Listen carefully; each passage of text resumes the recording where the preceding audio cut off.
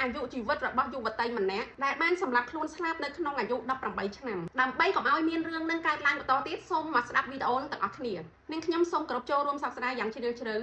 ចំពោះការបាត់បង់អាយុជីវិតរបស់យុវតីម្នាក់ដែលបានសម្លាប់ខ្លួនស្លាប់នៅក្នុងអាយុ18ឆ្នាំដើម្បីកុំឲ្យមានករណីនេះកើតឡើងបន្តទៀតសូមបងប្អូនមកស្ដាប់វីដេអូនេះទាំងអស់គ្នាសម្រាប់ក្រុមគ្រួសារឪពុកម្ដាយត្រូវស្ដាប់កូនឲ្យបានច្រើនជាងមុនពីព្រោះអីពេលខ្លះកូនមិនមែនមកនិយាយប្រាប់យើងឲ្យយើងស្ដាប់ដើម្បីបានដំណោះស្រាយទេប៉ុន្តែកូនត្រូវការយកចិត្តទុកដាក់ស្ដាប់ដោយយល់ចិត្តដោយគ្មានការវិនិច្ឆ័យហើយដោះស្រាយពេលក្រោយក៏បានឬកូននិយាយប្រាប់យើងហើយគាត់ដោះស្រាយដោយខ្លួនឯងបានមានន័យថាគាត់មានកម្លាំងចិត្តនិងធម៌ពលផ្លូវចិត្តពីខាងក្នុងហើយអាចទៅប្រឈមនឹងបញ្ហាហ្នឹងដោយខ្លួនឯងបានគ្រាន់តែឪពុកម្ដាយស្ដាប់ដោយយល់ចិត្តពីរត្រូវយកចិត្តទុកដាក់ចំពោះកូនមើលទៅលើការប្រែប្រួលអារម្មណ៍របស់កូនជាប្រចាំថ្ងៃទឹកមុខទុកព្រួយឯកាមានន័យថាកូនមួយរយៈនេះហាក់ដូចជាស្ងប់ស្ងាត់ជាងមុនមានន័យថាខុសធម្មតាថ្លៃខុសធម្មតាជួនកាលគាត់អាចផ្ដាច់ខ្លួនចេញពីសង្គមផ្ដាច់ចេញពីមិត្តភ័ក្តិឬពីក្រុមគ្រួសារទុកខ្លួនឯងឲ្យនៅឯកាជួនកាលអាចបង្ហាញពីអារម្មណ៍អស់សង្ឃឹមឬឲ្យសញ្ញានៃការធ្វើបាបខ្លួនឯងឬធ្វើបាបអ្នកដទៃអញ្ចឹងឪពុកម្ដាយត្រូវយកចិត្តទុកដាក់ជាបន្ទាន់ដែលអាចជួយស្ដារអារម្មណ៍កូនបានជាយាមជួយឬក៏ស្វែងរកសាច់ញាតិឬក៏មនុស្សដែលមានឥទ្ធិពលដែលមានចំណេះដឹងផ្នែកផ្លូវចិត្តជួយបើសិនជាឃើញថាកូនមិនបានប្រសើរទេគួរតែស្វែងរកអ្នកព្យាបាលផ្លូវចិត្តទី3ផ្ដល់ក្តីស្រឡាញ់ទៅកូននិងការដាក់វិន័យអញ្ចឹងកូនធ្វើខុសដាក់ពិន័យកូនបានពីព្រោះអីការដាក់ពិន័យនាំឲ្យកូនមានលក្ខណៈសម្បត្តិល្អកូនចេះតស៊ូដឹងខុសដឹងត្រូវហើយចូលសង្គមគេចុះប៉ុន្តែសំខាន់ត្រូវដឹងថា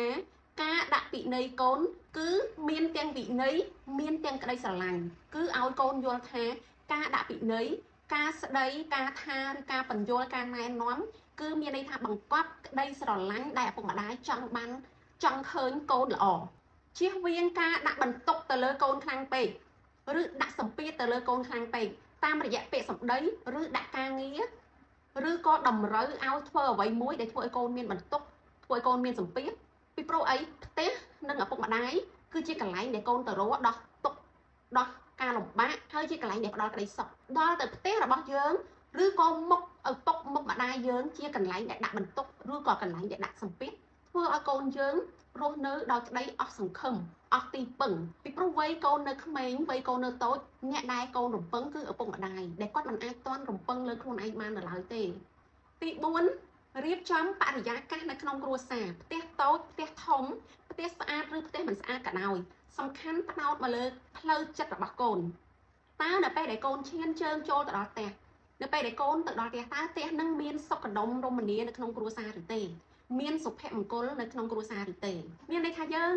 រៀបចំផ្ទះមិនមែនសំដៅទៅលើតែការរៀបចំសម្ភារៈឬការតាក់តែងផ្ទះឲ្យស្អាតឲ្យល្អឯងវាមានទាំងការតាក់តែងការរៀបចំរបស់របរដែលជាអនុស្សាវរីយ៍ឬក៏ជារបស់ប្រើប្រាស់ឲ្យវាល្អមើលទៅទាក់ទាញតែអ្វីដែលសំខាន់ទៀតនោះគឺមានអ្នកយល់ចិត្តនៅក្នុងគ្រួសារឪពុកម្ដាយគឺជាកន្លែងដែលកូនអាចនិយាយអំពីរឿងក្នុងចិត្តនិងបញ្ហានៅក្នុងចិត្តផ្ទះគឺជាកន្លែងដែលឲ្យកូនបានដឹងថាទោះកូនមានបញ្ហាអ្វីក៏ដោយគឺមានឪពុកម្ដាយនៅទីនេះចាំស្ដាប់និងចាំជួយកូនគ្រប់ពេលវេលាទោះកូនទៅទីណាក៏ដោយគ្មានអ្នកណាស្រឡាញ់គ្មានអ្នកណានៅជាមួយឬពេលដែលកូនអស់សង្ឃឹមកូនត្រូវចាំថាមានឪពុកមានម្ដាយនៅចាំកូននៅផ្ទះនេះគឺជាក្តីសង្ឃឹមដែលកូនទៅទីណាជួបការលំបាកប៉ុណ្ណារឿងរ៉ាវជីវិតធំប៉ុណ្ណាតែពាក្យសម្ដីរបស់ឪពុកនិងរបស់ម្ដាយវាជាធម៌ពលផ្លូវចិត្តមួយដែលកូនអាចជំនះបញ្ហានៅក្នុងពិភពលោកនឹងបានដែលពាក្យចាស់យើងថាឆ្លងកាត់សមុទ្រភ្នំភ្លើងនៃទុក្ខក៏កូនអាចឆ្លងផុតដែរហើយសម្រាប់នៅក្នុងសង្គមយើងវិញឆ្លងកាត់រឿងនេះយើងគឺជាជនជាតិខ្មែរពាក្យថាខ្មែរស្រឡាញ់ខ្មែរអញ្ចឹងសូមកុំប្រញាប់វិនិច្ឆ័យរឿងរ៉ាវនៅក្នុងគ្រួសាររបស់គេពីព្រោះអីយើងមិនដឹងរឿងរ៉ាវទៅក្នុងគ្រួសាររបស់គេអស់ទេជាពិសេសរឿងរ៉ាវនៃព្រឹត្តិការណ៍ឈឺចាប់របស់បុគ្គលណាម្នាក់គឺយើងមិនដឹងអស់ទេសូម្បីតែខ្ញុំជាអ្នកចិត្តសាស្ត្រខ្ញុំជួបអតិថិជនគឺគាត់សម្រេចចិត្តមករកខ្ញុំគាត់ឲ្យលុយមកខ្ញុំគាត់សម្រេចចិត្តមករកខ្ញុំតែរឿងរ៉ាវនៃជីវិតគាត់មិនបានប្រាប់ខ្ញុំ 100% ទេអញ្ចឹងខ្ញុំក៏មិនអាចដឹងរឿងផ្ទៃក្នុងរបស់អតិថិជនខ្ញុំអស់ដែរ ចុះតម្រាំដែលយើងគ្រាន់តែលើព័ត៌មាននៅក្នុងបណ្ដាញសង្គមហើយសូមប្រើពាក្យឲ្យបានសមរម្យនៅក្នុងបណ្ដាញសង្គមពីព្រោះអីពាក្យរបស់យើងមួយឃ្លាមួយម៉ាត់វាអាចបន្ថែមនៅអារម្មណ៍ឈឺចាប់យ៉ាងខ្លាំងទៅដល់អ្នកដែលកំពុងតែមានទុក្ខស្លាប់សារចុងក្រោយសូមផ្ដាំទៅបងប្អូនប្រុសស្រីទាំងអស់គ្នាលោកឪពុកអ្នកម្ដាយលោកពូអ្នកមីងបើគិតថាខ្លួនឯងមានបញ្ហាផ្លូវចិត្តឬក៏សមាជិកក្រុមគ្រួសារយើងឬក៏មិត្តភ័ក្តិយើងមានបញ្ហាផ្លូវចិត្តឬមានវិបត្តិផ្លូវចិត្តដែលមិនអាចដោះស្រាយបានសូមកុំមានភាពអាម៉ាស់ក្នុងការដែលទទួលស្គាល់ថាខ្លួនឯងមានវិបត្តិផ្លូវចិត្តហើយស្វែងរកជំនួយអញ្ចឹងពេលយើងស្វែងរកជំនួយផ្លូវចិត្តមិនមែនមានន័យថាយើងជាមនុស្សដែលទន់ខ្សោយផ្លូវចិត្តឬយើងគឺជាមនុស្សដែលអន់នោះទេប៉ុន្តែគឺមានន័យថាយើងចេះថែទាំខ្លួនឯងចេះថែទាំសមាជិកគ្រួសារយើង